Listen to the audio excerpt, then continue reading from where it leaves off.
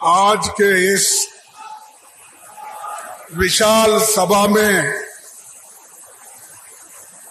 सभी को संबोधित करके अपनी बात को यहाँ रखी और आपके चाहते और राजस्थान के मुख्यमंत्री जो सबके लाडले हैं और गरीबों के दुख और दर्द को समझने वाला एक नेता आपको मिला है, श्री अशोक गहलोत जी। और इस राजस्थान के in-charge general secretary Shri Sukhinder Randhawa ji और कांग्रेस के अध्यक्ष राजस्थान के Shri Govind Dotasra ji, senior leader union minister थे और आपके स्पीकर थे श्री सीपी जोशी साहब, श्री काजी निजामुद्दीन जी, वीरेंद्र सिंह जी, अमृत धवन जी,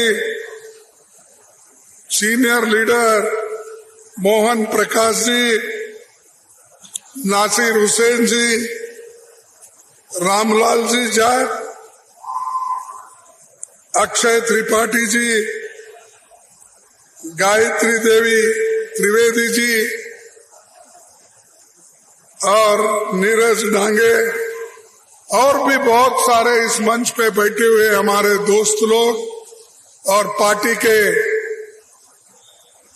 हमारे वरिष्ठ नेतागण और यहाँ पर पधारे हुए मेरे भाइयों, माताओं, बहनों, नौजवानों, किसान भाइयों और माध्यम के मेरे मित्रों, मुझे बड़े खुशी हुई है कि राजस्थान ये देश में ज्योग्राफिकली भौगोलिक दृष्टि से सबसे बड़ा राज्य है और ऐसे सबसे बड़ा राज्य में हमारे किसान भी उतने ही मेहनती है और राजस्थान ये शौर्य के लिए, देश के हिफाजत के लिए लड़ने वाले हमारे बहादुर सभी लोग यहाँ है। मैं समझता हूँ कि ऐसे विशाल सम्मेलन किसानों का पहली बार हो रहा है, ऐसा मैं समझता हूँ। लेकिन ये किसान हमेशा, खास करके हमारे पुरुष लोग, उनका प्रभाव हर मीटिंग में रहता है। आज भी देखिए हमारे माताएं पीछे बैठे हैं, सारे पुरुष आगे बैठे हैं। कम से कम एक लाइन उनको, एक लाइन आप लेते तो बहुत अच्छा लगता था। तो यही हमारी कभी कभी कमजोरी होती है, लेकिन इस स्त्री और पुरुष को इकट्ठा लाना, समानता के दृष्टि से देखना, यही कांग्रेस पार्टी का एक बहुत बड़ा काम पहले से भी हुआ है और आगे भी होगा। दोस्तों, ये 5 लाख लीटर क्षमता का नया प्रोसेसिंग प्लांट और दूसरी योजनाओं का लोकार्पण हुआ है। 223 करोड़ की योजनाओं का शिलान्यास भी हुआ है। हमें विश्वास है कि ये सब योजनाएं समय पर पूरा करने और इनका लोकार्पण करने के लिए आप दोबारा कांग्रेस सरकार को फिर से राजस्थान में लाएंगे।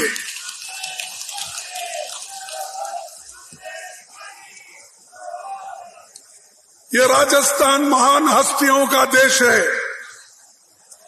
उनको मैं प्रणाम करता हूं। बप्पा रावल हो, महाराणा प्रताप हो, भामाशाह हो, सभी इस धरती पे जन्म लेकर अपना पराक्रम दिखाए हैं और देश के रक्षा के लिए वो अपनी जान की कुर्बानी भी की है। भीलवाड़ा के विकास में कांग्रेस का भी योगदान है। जब यहां तो एक तो टेक्सटाइल वर्कर्स का और टेक्सटाइल काम का बहुत बड़ा देन है देश को। यहां पर मुझे याद है जब जोशी जी ट्रांसपोर्ट मिनिस्टर थे केंद्र में, जब जोशी जी केंद्र में ट्रांसपोर्ट मिनिस्टर थे, उस वक्त मुझे यहां पर बुलाया गया था कि मेमो ट्रेन का एक फैक्ट्री बनाने के लिए मैं और श्रीमती सोनिया जी यहां पर आए थे और उसका बुनियाद हमने डाल के गया था, लेकिन वो पत्थर वहीं रह गया। इसीलिए कि ये जो सरकार है, मोदी की सरकार, ये कहीं किसी को ऊपर आने नहीं देती और जो कांग्रेस ने पहले किया है उसको मिटाने में वो खुशी मानते हैं। जो जो चीजें हमने की है उसको वहीं रोक दिए और वो जो नए नए स्कीम कहकर ला रहे हैं उसमें कुछ भी नहीं रहा, क्योंकि उनके पास न प्लानिंग है, न गरीबों के लिए काम करने का हौसला है, न गरीब के लिए कुछ नए नए योजनाएं लाने की उनकी फितरत है। वो कुछ नहीं करेंगे, सिर्फ कांग्रेस को गालियां देते जाएंगे। और हमने क्या नहीं किया, बार बार हमको पूछते कि भाई 70 साल में कांग्रेस क्या किया। अब इधर इधर 53 साल बोल रहे, वो भूल गए 70 साल। तो 53 साल में आपने क्या किया, ये बात हमसे पूछते हैं। अरे राजस्थान में आजादी आने के बाद भू सुधारना, लैंड रिफॉर्म्स किसने लाया? किसने लाया बोलिए। जो काश्तकार थे, जो टेनेंट थे, उनको मालिक किसने बनाया? ये तो कांग्रेस ने बनाया, ये तो कांग्रेस ने बनाया। हम कभी भी झूठ नहीं बोलते। लोगों को मजबूत करने के लिए हमारे हर काम है।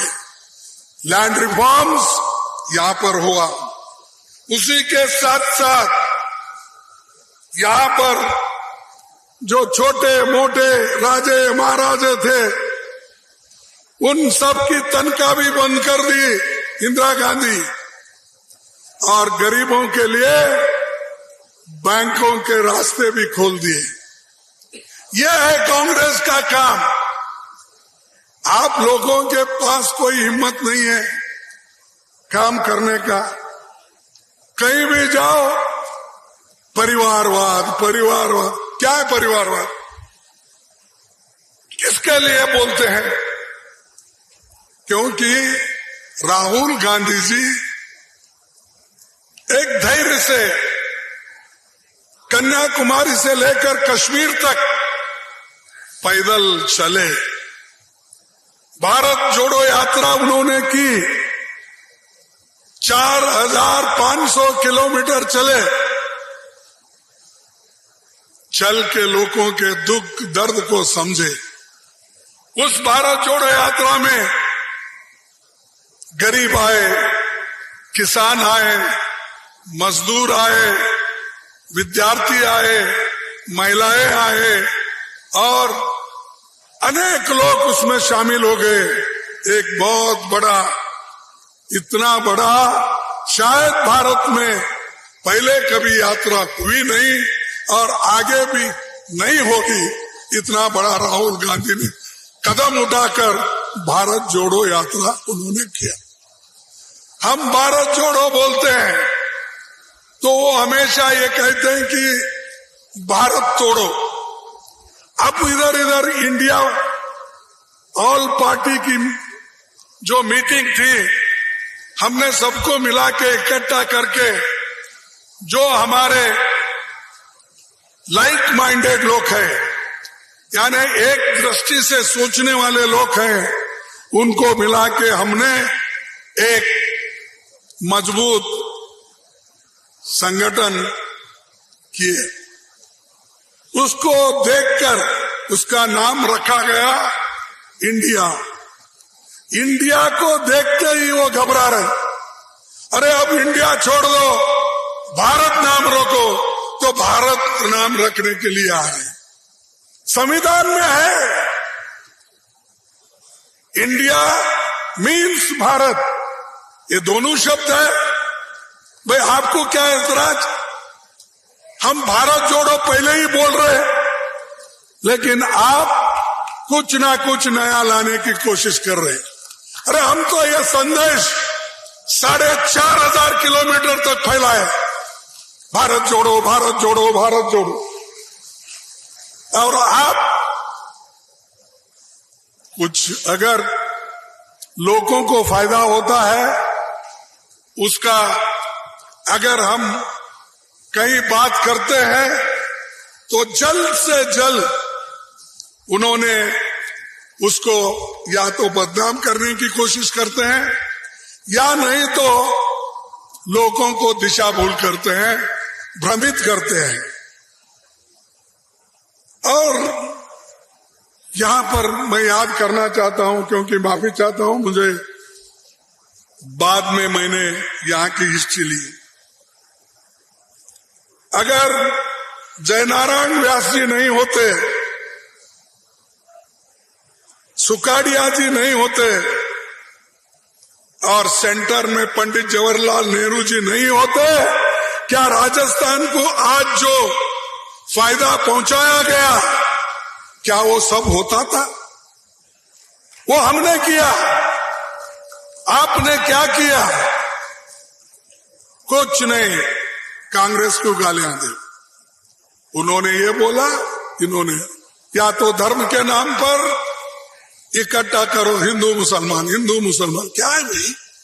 अरे देश के गरीबों को कैसा बचाएंगे ये बोलो, उनका पेट कैसा भरेंगे ये बोलो, उनको नौकरी कैसा देंगे ये बोलो, और महंगाई को कैसा खत्म करेंगे ये कहो। सिलेंडर 500 रुपए में कब देंगे सारे भारतवासियों को वो बोलो। हमारे गहलोत जी ने तो 500 रुपए सिलेंडर का किया नहीं किया? अरे क्यों यहां बोल रहे हो और पीछे जो महिलाएं लिए हैं वो बोल रही नहीं? 500 रुपए सिलेंडर किसने किया? कांग्रेस ने किया। और हम लोगों को आप बार बार पूछने का बंद करो, तुम्हारा काम तुम करो। तुम्हारे को अधिकार मिला है, गालियां देने के लिए नहीं मिला, दूसरों को द्वेष रखकर उनको जेल में डालने के लिए नहीं मिला, रेड करने के लिए नहीं मिला। हमारे लोगों को डरा डरा कर इनकम टैक्स छापे, सीबीआई केसेस, ईडी केसेस। अरे मैं पहली बार सुना, मेरे को पॉलिटिक्स में आके कम से कम 57 साल हुए और मैं 52 साल से एमएलए एमपी बन के रहा हूं। मैं कभी इलेक्शन नहीं हारा था, एक ही इलेक्शन, मेरे 13 इलेक्शन में एक इलेक्शन गया, वो परसों वो बीजेपी ने आड़ा टेढ़ा आकर कुछ बोला, छोड़िए अब हार मैं मानता हूं, लेकिन कैसे गंदे काम आप लोग करते हैं। कभी ईवीएम, कभी आरएसएस को उपयोग करते हो, कभी धर्म को उपयोग करते हो, कभी धर्म के नाम पे आप वोट बांटने की कोशिश करते हो। कुछ नहीं मिला तो कहां से तो कहां कुछ लाते। और देश के लिए, और देश ये आजाद कराने वाले ही हम हैं, और देश को बचाने वाले भी हम हैं, और जान देने वाले भी हम हैं। देश के आजादी के लिए आप लोगों ने कुछ किया है, बीजेपी वालों ने। अरे हमारे पास कांग्रेस के नेता लोग 14 साल जेल गए, जेल में मरे और आजादी के लिए लड़े, झंडे के नीचे लड़े। मुझे बताइए, जनसंघ के लोग और आज के बीजेपी के लोग, आरएसएस के लोग, कितने लोग मरे, कितने लोग जेल में गए, दे उसका हिसाब, दे उनका नाम। कोई है? तुम्हारे पास देश के आजादी के लिए कोई नहीं लड़ा, देश एक रखने के लिए कोई नहीं लड़ा। सिर्फ आप हमारे को गालियां देकर ऊपर आना चाहते। क्या राहुल जी प्राइम मिनिस्टर बने थे? बार बार उनका नाम लेते हो। इंदिरा गांधी जी क्या प्राइम मिनिस्टर बने थे? बार बार। अरे राजीव गांधी के पास कोई गांधी फैमिली से कुछ नहीं बना, कुर्बानियां दी, लेकिन कभी अधिकार उनके हाथ में आया नहीं, मिला भी नहीं। मिले तो भी उन्होंने मनमोहन सिंह जैसे नेता को दिया अपनी बात। और इंदिरा गांधी जी देश के एकता के लिए गोलियां खाई। एक उनका बॉडीगार्ड ने उनके सीने में 36 गोलियां मार के उसकी हत्या की। राजीव गांधी जी को, देश के एकता के लिए लड़ने वाला राजीव गांधी, उसके एक महिला ने हार डालने के उन्होंने एक बहाना किया।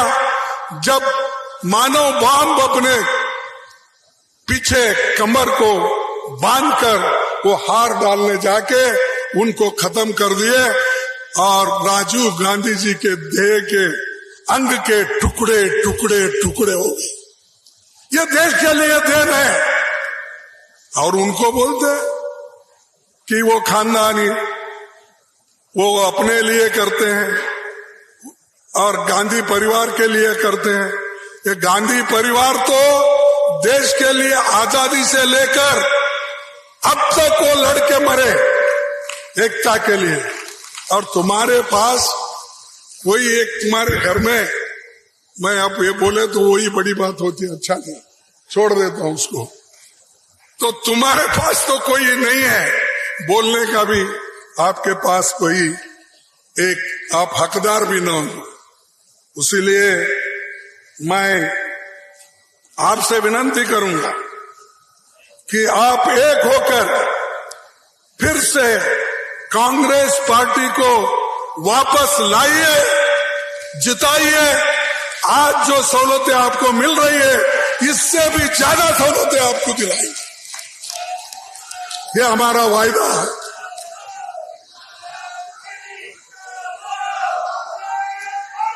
राजस्थान एक गरीब कल्याण और सामाजिक न्याय का बेहतरीन मॉडल है। आप दोनों क्या बात कर रहे हैं? मैं बोल रहा हूं राजस्थान गरीब कल्याण और सामाजिक न्याय का बेहतरीन मॉडल है। ये मॉडल को टिकाना है आपको, इस मॉडल के लिए काम करना है। इस लोगों के भलाई के लिए, किसानों के भलाई के लिए, मजदूरों के भलाई के लिए, युवकों के भलाई के लिए। मैंने देखा आज डायरी के निमित्त गाय की पूजा की गई, उसी वक्त डिसेबल्ड लोग जो है उनको स्कूटर दिए, ऐसे बहुत से काम दिए। और खुद महिलाएं बोलते हैं, पुरुष बोलते हैं हमको मिल रहा है, सीधे हमारे खाते में आ रहा है पैसा। अब ऐसी काम करने के बाद भी हमको डराने की कोशिश करते हैं। मेरे पास वो है, मेरे पास लाल डायरी है, मेरे पास पीली डायरी है, काली डायरी है, क्या क्या की बोलते हैं। अरे रख लो, वही तुम्हारे डायरियां तुम्हारे पास रख लो। अगर कुछ है तो दिखा दो, हम लड़ेंगे कोर्ट में क्या है तो, या लोगों को भी सच बताएंगे। डराने की कोशिश मत करो। राहुल गांधी ने इसीलिए बोला है कि डरो मत, डर गए तो मर गए। आप अगर डर जाते हो तो मर गए। आप हिम्मत से एक होकर सभी लोग आज के नेतृत्व को एक होकर कलेक्टिव लीडरशिप, ये किसी एक का नहीं, कांग्रेस में हमेशा ये रहता है सब मिलकर लड़ते हैं लेकिन एक ही कैप्टन होता है। आज तो काम जो हो रहा है, जो चीफ मिनिस्टर के नेतृत्व में वो हो रहा है, उसके लिए हम सभी लोग मदद करना चाहिए और लोगों को ये बताना चाहिए कि कांग्रेस की सरकार फिर से आती है, सब सुखी और समृद्ध बनते हैं। ये एक मैसेज आपको देना है।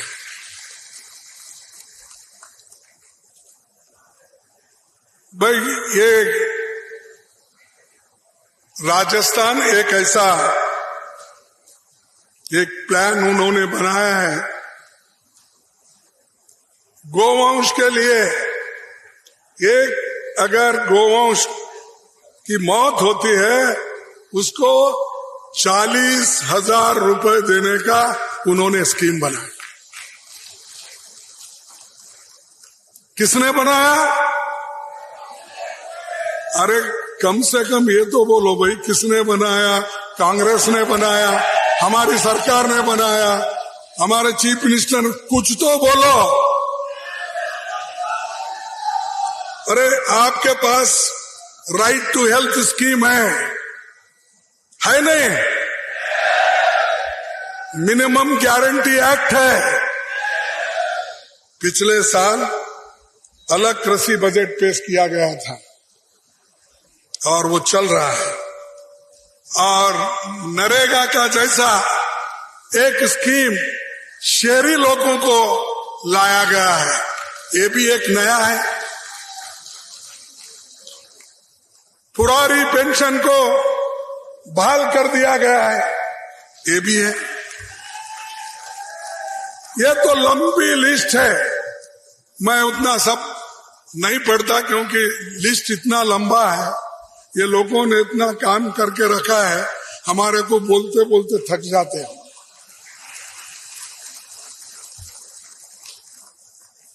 और मोदी सरकार राजस्थान को कुछ नहीं दे रही। यहां राजस्थान की सरकार 21 लाख किसानों का 16,000 करोड़ रुपए माफ कर दिया। माफ कर दिया नहीं, 44 लाख किसानों को 76,333 करोड़ कृषि ऋण भी माफ किया। और जो आज पानी के लिए भी हम लोग तड़पते हैं, और यहाँ जो नहर बना है, इंदिरा गांधी नहर, और 3 है ऐसे ही जो आपके पास है, मेरे पास भी उसका लिस्ट है, लेकिन उतने सब पढ़ने नहीं जाता। लेकिन आपके पास सेंट्रल गवर्नमेंट से आपको क्या मिला? नरेगा का दाम जल्दी नहीं भेजते, पीने के पानी के लिए पैसे नहीं देते, किसानों के खेतों के लिए अगर हम योजना बना के उनको भेज दिए कि उन किसानों को खेत के लिए पानी देना, वो पैसे भी नहीं देते। फिर किस काम के हो सेंट्रल गवर्नमेंट? कई के लिए आप सत्ता पे बैठे हो? अगर आपके हाथ से नहीं होता, कुर्सी से उतरो, हम चला के दिखाएंगे। पहले भी हम किए हैं। अरे हम आप ही बोलते हैं हम 70 साल किए हैं। जब 70 साल तक एक पार्टी गवर्नमेंट चलाती है तो इसका मतलब उसके पास कितनी ताकत होगी और लोगों का प्रेम कितना होगा, ये देख लीजिए। भाइयों, ये जो मोदी सरकार ने आई, उन्होंने किसानों के विरुद्ध में 3 काले कानून लाए। 3 काले कानून लाए और किसान दिल्ली के बॉर्डर पर लाखों से हिसाब से बैठे लोग वहां उपवास बैठे और 750 किसान उसमें मर गए। और उतना ही नहीं, जो किसान वहां थे, एक मिनिस्टर का बेटा अपने जीप से पीछे हटाकर कुचल दिया। लेकिन वो मंत्री जिसका बेटा किया, वो मंत्री अभी भी सरकार में है। ये देखिए, दूसरे अगर कुछ काम करते हैं, छोटा मोटा गलती होती है तो बार बार बोलते हैं। अरे भाई, किसान को मारने वाले 750 किसान इस आंदोलन में मर गए। महीनों से आंदोलन चला, तुम किसान के तरफ नहीं देखे और हमेशा बात करते थे किसान की आमदनी 2 गुना करूंगा। ये कहे या नहीं कहे? 2 गुना किसान की आमदनी मैं करूंगा, ऐसा उन्होंने कहा। लेकिन ये सब कहे के लूटने वाला अगर कोई आदमी है, गरीबों को जो लूटा, डीजल में, पेट्रोल में, गैस में, एलपीजी में, हर चीज में, मिर्ची में, पेंसिल में, पेपर में, हर एक छोटे मोटे चीजों पर जीएसटी डालकर गरीबों को तंग और तबाह कर दिया। और ऊपर से बोलते हैं हम सब कुछ कर रहे हैं गरीबों के लिए। इसीलिए मुझे क्या गिर गए क्या भाई? देखो नीचे मोदी की दिया है क्या? देखो,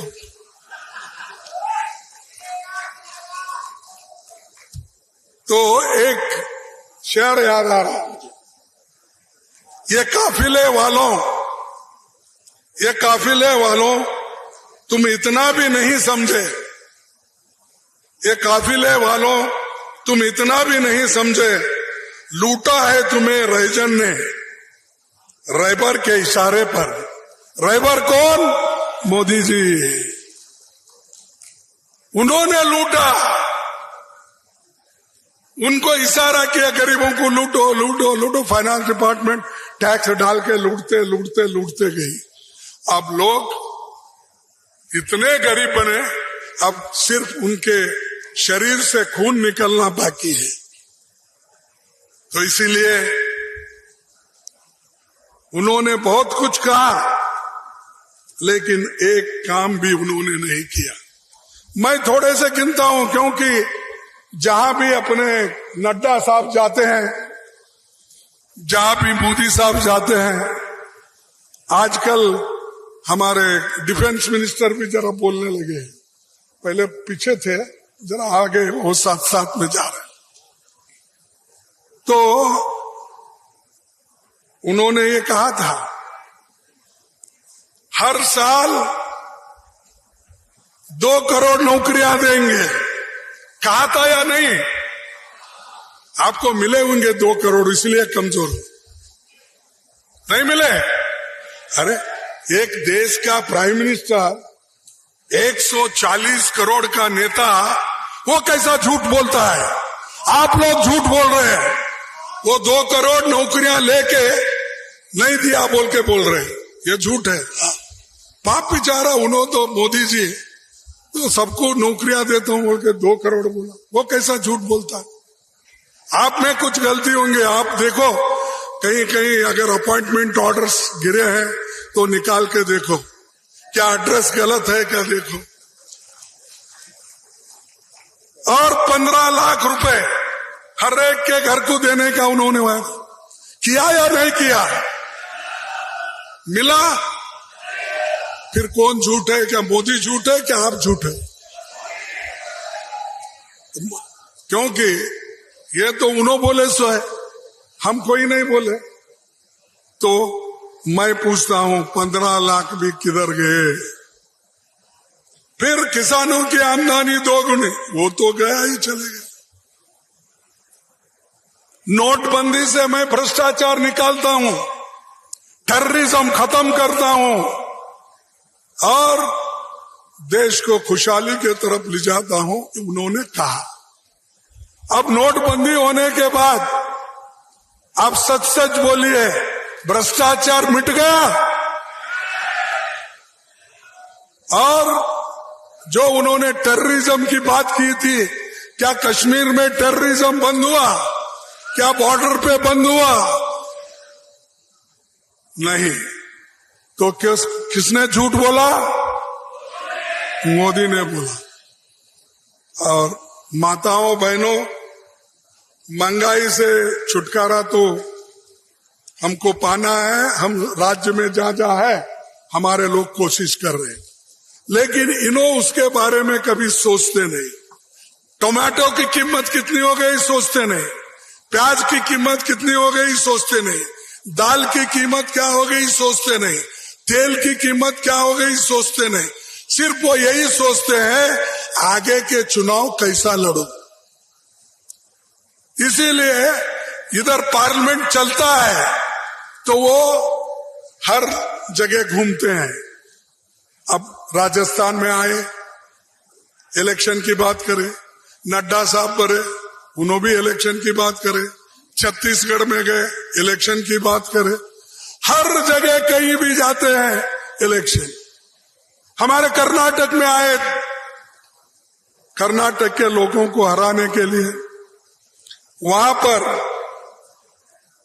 उन्होंने दिल्ली से आकर गली गली घूमे। दिल्ली से आकर कर्नाटक के गली गली में घूमे, पाद यात्रा किए, कार में हाथ हिलाते फिरे, हाथ हिलाए, लेकिन लोग एक वोट नहीं दिए उनको। 135, अब एक ज्यादा 136 एमएलए हमारे चुन के आए। उन्होंने आए, नड्डा साहब आए, सब मिनिस्टर्स वहां आए, 66 सीट लाए, 66 सीट। अब लोग, इसका मतलब लोग नहीं चाहते, और खुद उन्होंने ही प्रचार किया। अगर कोई और करता तो हम कहते थे, खुद उन्होंने ही प्रचार किया हर जगह जाके। अब खुद मेरे मेरे बेटे के कॉन्स्टिट्यूंसी में 3 दफा आए और 3 दफा आके सबको बोले, अरे बाप को तो हम दिल्ली भेजे, उसके बेटे को भी घर को भेजो। यही उनका भाषण था। लेकिन मेरा बेटा जीत के आया, हम मिनिस्टर बना, उसका भी ये 3रा टर्म है। अरे हमको कोई तुम झूठ बोल के हराने की कोशिश करते, लेकिन कभी हम हमारी हिम्मत छोड़ने वाले नहीं है। एक आपको बताऊंगा, और उन्होंने हर में फसल बीमा योजना में भी 35,000 करोड़ रुपए बड़े कंपनियों को उन्होंने फायदा करके दिया। किसान बीमा योजना किसानों के लिए बोला, लेकिन फायदा किसको हुआ? ये बड़े बड़े कंपनियों को जो क्रॉप इंश्योरेंस करते हैं, उनको ये 6-7 साल में 35,000 करोड़ रुपए का फायदा हुआ। तो ये गरीबों की, किसानों की भलाई करने वाले। तो भाइयों, मैं यही कहूंगा कि ऐसे सरकार को आगे 2024 में भगाना है। आप भगाएंगे या नहीं? निकालेंगे या नहीं? निकालेंगे। जरा जोश के बोलो भाई। मेरे जैसा 82 साल का आदमी की आवाज जोर से निकलती है, आप बैठे से कुई कुई कर रहे, क्या समझ में नहीं आता।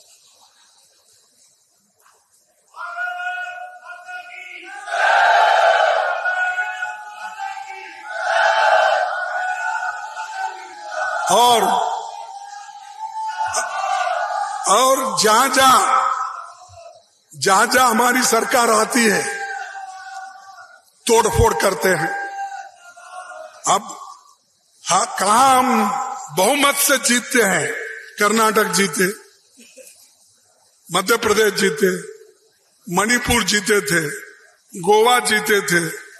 हर जगह कहां हम जीत आए थे, वहां उन्होंने तोड़ा, पैसे देके तोड़ा, किसी जगह झूठ बोल के तोड़ा, किसी जगह उनको कुछ और चीजें बोला। तो ऐसा बोल के हमारे सरकारें तोड़ दी। अरे जमहूरियत में, लोकतंत्र में जो लोगों के तरफ से चुन के आते हैं, उनको तोड़ फोड़ करके आप हुकूमत बनाते हो और ऊपर से नीति की बात करते हो। अच्छा, गनीमत है गहलोत ने अपनी सरकार को बचा लिया, नहीं तो ये भी चले जाती थी, ये भी चले जाती थी। यहाँ के आप नेता लोग, एमएलए, हमारे जो भी कांग्रेस के कट्टर जितने भी अभिमानी हैं, स्वाभिमानी हैं, उन्होंने अपने सरकार को बचा लिया। इसीलिए आज दूध का उत्पादन, क्रेडिट कार्ड, ये सारी चीजें जो हो रही है, उस वजह से हो रही है। तो ये मुल्क को सब तोड़ने वाला है। मणिपुर में दंगे हो रहे, एक दिन पार्लियामेंट नहीं आए और उसके बारे में बताया नहीं। और मणिपुर के दंगे होते हैं, राजस्थान की बात करते हैं, छत्तीसगढ़ की बात करें। ये क्या है भाई? हम बोल रहे वहां देखो, स्त्रियों को नंगे करके फिरा रहे, मार रहे, घर जला रहे, कार जला रहे, सब चीजें हो रही। एक दिन भी उसके बारे में उन्होंने बात नहीं किया। कल पार्लियामेंट 11 बजे शुरू होता है, तो 10:30 बजे वो स्टेटमेंट देते हैं, हमको बहुत चिंता है, मणिपुर में ऐसा हो रहा है, बड़ी चिंता मुझे लगी है, बड़ा दुख हुआ, ये बोलते हैं। रोते हैं कभी कभी, वो आंखों से पानी निकलता नहीं, मुझे मालूम नहीं, बहरहाल रोते तो रहते हैं। कभी एक बार देखा मैं, आंखों में पानी आया सो, जब राज्यसभा में मैं पहली बार गया था, और उस वक्त जब विदाई का एक भाषण चल रहा था, उस वक्त बहुत वो कुछ बोल रहे थे, बड़े इमोशनल हो गए थे। मैं उनका नाम नहीं लेना चाहता हूँ, किन के लिए वो रो गए और किन के लिए क्या करें वो बोलना नहीं चाहता। लेकिन मानवीयता के दृष्टि से मोदी जी ने वो रोने का एक किया, तो इसलिए इनको मैं पूछना चाहता हूं। हमारे को बहुत से हमारे ऊपर अपवाद किए। परसों सीएजी की रिपोर्ट आ गई, 7 घोटाले। सीएजी रिपोर्ट तो हम नहीं लिखते, उन्हीं के लोग, उनके ऑफिसर वो लोग रहते हैं। 7 घोटालों में 8 लाख 9 लाख का घोटाला उसमें है। क्यों आप एक्शन नहीं ले रहे? क्यों उस रिपोर्ट के तहत आप एक्शन लेकर उनको जेल में नहीं डाल रहे? क्योंकि आप नहीं चाहते। 2G में क्या होगा, कोल में क्या? भाई अब आपका, अब देखो वो तो हो गया, हमारे लिए बहुत बदनामी किया आप, लेकिन सीएजी रिपोर्ट तो आपका ही है, आप आने के बाद ही किए हैं। 7 घोटाले हैं, चाहे वो रोड के हो, पोर्ट के हो और कहीं के हो, सब अपने घोटाले। और मैं आखिरी आपको बहुत ज्यादा देर तक यहाँ बिठाना नहीं चाहता और आपको मैं बोर भी नहीं करना चाहता कि मैं एक बात बोलूंगा। अगर आपको कोई पूछे ये जरूर बोलिए। आपका चंबल घाटी परियोजना, इंदिरा गांधी नहर, मेवाड़ यूनिवर्सिटी, मेजाबान, एम्स जोधपुर, IIT जोधपुर, इतने लंबे लिस्ट है। सेंट्रल गवर्नमेंट हमारी जब थी कांग्रेस की, ये सब देन किसकी है? हमारी है। तो आने वाले कोई लीडर बार बार आपको पूछे आप क्या करें, तो ऐसे लिस्ट बताओ उनके मीटिंग में, ये क्या तुमने बनाया? पूछो उनको। तो इसलिए भाइयों, मैं एक आखिरी, किसी ने लिखा था, मैं देखा पेपर में तो वो लिख के लाया,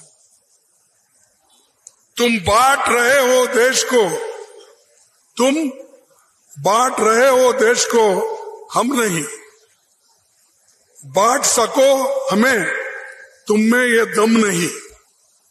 बांट सको हमें, तुम में ये दम नहीं। तख्त का नशा है बस, तख्त का नशा है बस, देश की फिक्र नहीं। बेरोजगारी, विकास का कहीं भी जिक्र नहीं। कोई नया झूठ बनाओ, सारे पुराने हो गए, क्योंकि जो भी बोलता है वो पुराने झूठ हो गए। अब नए झूठ बोलते जाओ कोई ना कोई। सड़कों पर देखो, बच्चे शाने हो गए। जान भी लगा दो अगर, रुकेंगे एक कदम भी नहीं। संविधान रोशन होगा चाहे रहे हम या नहीं। संविधान रोशन होगा चाहे हम रहे या न रहे। हिंदू, सिख, ईसाई, मुसलमान सब रहेंगे साथ साथ। जब मिलेगा दिल से दिल, तब होगी मन की बात। तो ये मैं कहूंगा, तो ये जो हमने पीड़ा उठाया देश को बचाने का, सोनिया गांधी जी ने त्याग और अपना पूरा इसके लिए समर्पण किया। राहुल गांधी जी ने भी आज वो काम करते, हर जगह जा रहे हैं, लोग से मिल रहे हैं। तो ये हमारा काम है, ये हमारा फर्ज है। अगर कोई पूछे, ये हमारा काम है, हम किए हैं, तुम क्या किए, आप उल्टा पूछ सकते हो। लेकिन वो कभी झूठ बोलने में कभी भी झूठ बोलने में माहिर है वो लोग, क्योंकि वो हमेशा ये बोलते हैं कि 100 झूठ बोले तो ये सच हो जाता। तो इसलिए हम तो हमेशा सच बोलने वाले, गरीबों के काम करने वाले, गरीबों को हिम्मत देने वाले, गरीबों को अगर कोई छेड़ा तो उसकी रक्षा करने के लिए हम हमेशा तैयार है, हमारी सरकार तैयार है। तो इतना कहते हुए मैं आपको सभी को धन्यवाद देता हूं। आप शांति के साथ मेरे भाषण सुने। और आखिरी एक ही बात कहूंगा, एक बात सुनिए, मैं दूसरी बात नहीं करूंगा, क्योंकि ये जो कुछ कहा मैं सब बीजेपी के लिए भी कहा, हमारे लोग भी एकजुट होकर काम करने के लिए भी कहा। तो आखिरी में इतना ही कहूंगा, हमको एक होना है, एक रखना है बोलकर मैं एक स्लोगन देता हूं। आप जय हिंद, जय हिंद, जय हिंद, जय कांग्रेस, जय हिंद।